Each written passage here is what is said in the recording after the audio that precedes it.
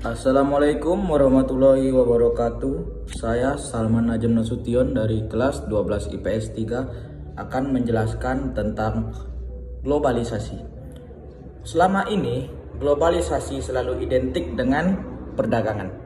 Kenyataannya, perdagangan hanya adalah suatu kegiatan yang dipengaruhi globalisasi. Globalisasi dapat memengaruhi berbagai bidang seperti politik, ekonomi, dan sosial. Untuk mengetahui makna globalisasi, mari perhatikan pembahasan berikut. 1. Konsep globalisasi. Konsep globalisasi berkaitan dengan unsur-unsur yang mendunia. Dalam sudut pandang yang globalisasi merupakan bagian gejala perubahan sosial.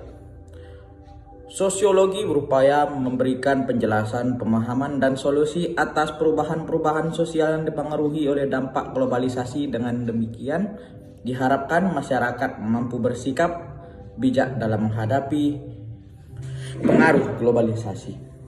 Globalisasi berkaitan dengan konsep internasionalisme, yaitu proses menghubungkan individu dan kelompok sosial melintasi batasan geopolitik. Artinya, jarak dan birokrasi antar negara bukan menjadi hambatan untuk menjalin interaksi. Menurut Anthony Giddens, globalisasi merupakan cara hidup masyarakat pada masa kini.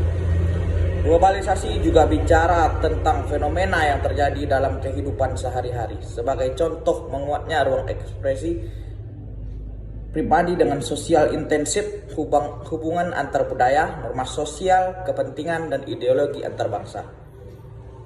Selain Anthony Giddens, beberapa ahli menyatakan pendapatnya terkait globalisasi. Untuk mengetahui pendapat ahli tersebut, Anda dapat melakukannya penelusuran internet dengan memindai kode QR di samping. Setelah mengetahui beberapa pengertian globalisasi berdasarkan pendapat ahli, apa yang dapat Anda simpulkan tentang globalisasi? Kemukakan pendapat Anda. Globalisasi dapat disimpulkan antara lain meningkatnya interaksi yang melintas batas-batas negara. Terdapat persepsi diri yang bersifat transnasional, komunitas, tenaga kerja, dan modal semakin tidak terkait dalam satu wilayah.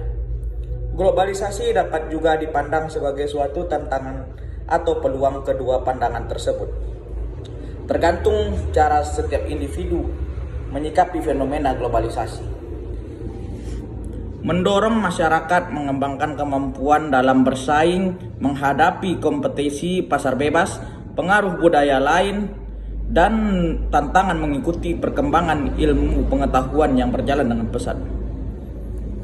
Peluang dan tantangan globalisasi perlu disikapi secara bijak. Sebagai generasi penerus bangsa, Anda hendaknya memotivasi diri untuk mengembangkan wawasan dan potensi diri agar tidak mengalami ketertinggalan dari bangsa-bangsa lain di dunia.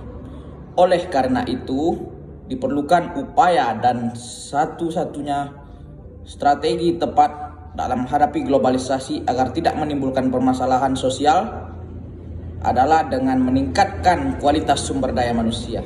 Meningkatkan diri tidak hanya sebatas meningkatkan kemampuan intelektualitas.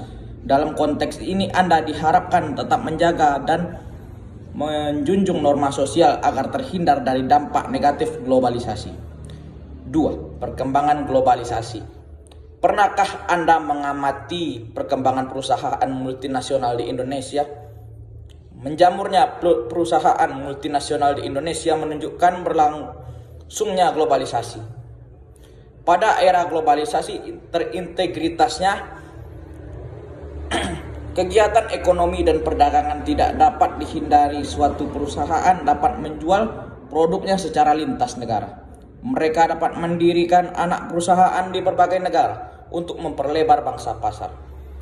Banyak teori tentang sejarah globalisasi. Menurut Luc Martel dan bukunya The Sociology of Globalization, globalisasi sudah dimulai sejak periode pramodern, yaitu awal mula peradaban yang disebut sebagai globalisasi awal. Dalam buku Before Europe, tidak hanya dampak negatif Dampak positif globalisasi dalam bidang budaya bagi Indonesia adalah sebagai berikut. Dapat disaksikan di bagian di samping.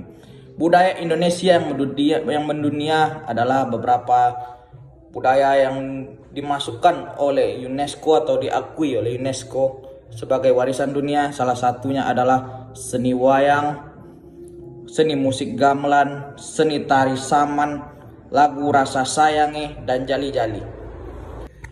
Berikut adalah dampak positif dari efek globalisasi sosial budaya. 1.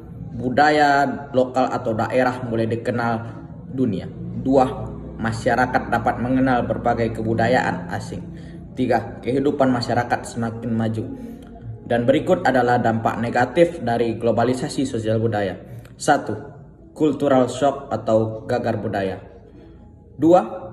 Cultural lag atau ketimpangan budaya, yaitu perbedaan taraf kemajuan di antara berbagai bagian masyarakat dalam kebudayaan suatu masyarakat sehingga menyebabkan ketertinggalan hingga beberapa unsur kebudayaan masyarakat satu dengan yang lainnya. 3. Etnosentrisme, yaitu sikap memandang supaya diri sendiri lebih baik atau superior dibanding budaya lain. B. Bidang ekonomi. Di bidang ekonomi, kegiatan perdagangan lintas negara disebut perdagangan bebas atau free trade. Globalisasi mendorong interaksi ekonomi dan perdagangan serta investasi. Kegiatan perdagangan bebas mendorong masuknya investasi asing, produksi untuk mencari keuntungan lebih besar. Kegiatan perdagangan bebas berdampak positif, yaitu produksi dalam negeri semakin berkembang dan menambah pemasukan negara. Meskipun demikian, perlu diwaspadai bahwa globalisasi dalam bidang ekonomi juga membawa dampak negatif. Secara umum, dampak positif dan negatif globalisasi dalam bidang ekonomi sebagai berikut.